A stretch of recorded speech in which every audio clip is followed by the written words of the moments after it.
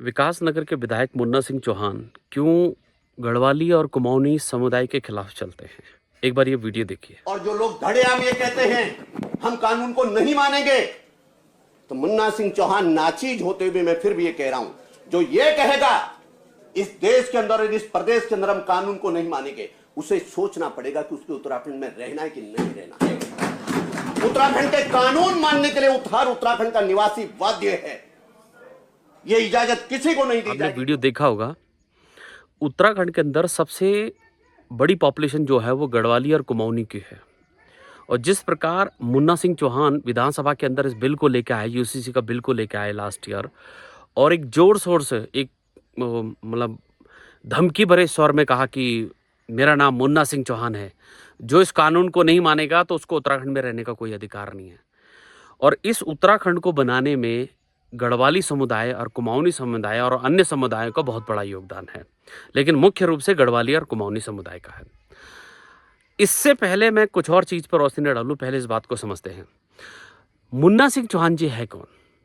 मुन्ना सिंह चौहान जी जिस टाइम पे राज्य आंदोलन था और जिस टाइम पे वो 1994 में जो घटना हुई, उस टाइम पे मुन्ना सिंह चौहान जी समाजवादी पार्टी के साथ जुड़े हुए थे। वो समाजवादी पार्टी जिसने 94 के दंगों में, 94 के उसमें उत्तराखंडियों के ऊपर गोली चलाई।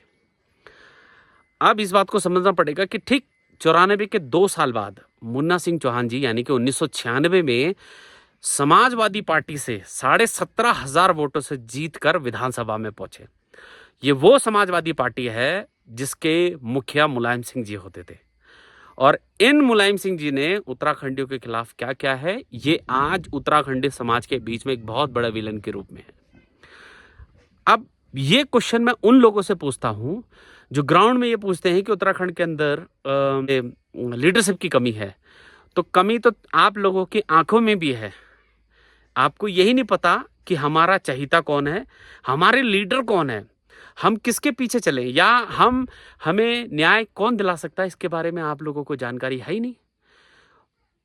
तो मैं ये कहने की कोशिश करता हूं कि जो मुन्ना सिंह चौहान जी समाजवादी पार्टी के पक्ष में रह के विधानसभा के अंदर आए, तब भी वो उत्तराखंड के इस गढ़वाली और कुमाऊनी समुदाय के खिलाफ थे।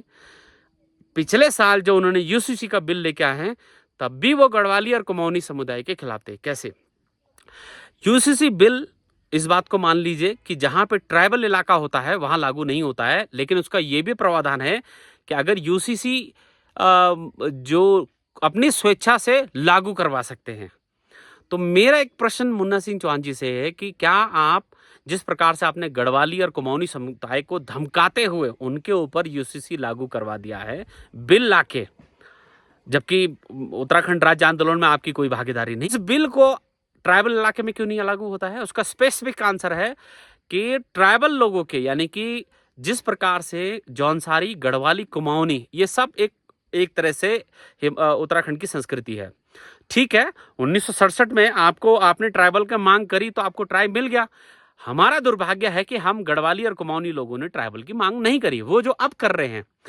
लेकिन एक उम्मीद हम आपसे लगा के थे, और मैं आपसे नाराज इस वजह से हूं कि आपने हमारी मांग जो पिछले 2 साल से उठ रहे उसके लफ्ज में, उसके बारे में एक लफ्ज तक नहीं कहा। और आप ये सोचे कि क्या गढ़वाली कुमाऊनी जो ब्रिटिश शासन काल में एक समय में पूर्ण बहिष्कृत क्षेत्र में थे, और जहां चक्राता अर्ध बहिष्कृत क्षेत्र में था, वहां चक्राता को तो ट्राइब मिल गया, लेकिन गढ़वाल और कुमाऊं को ट्राइब नहीं। गढ़वाली और कुमाऊनी समुदाय को अपनी आंखें खोल लेनी चाहिए। उनको ये पता होना चाहिए कि वो किस समाज से आते हैं।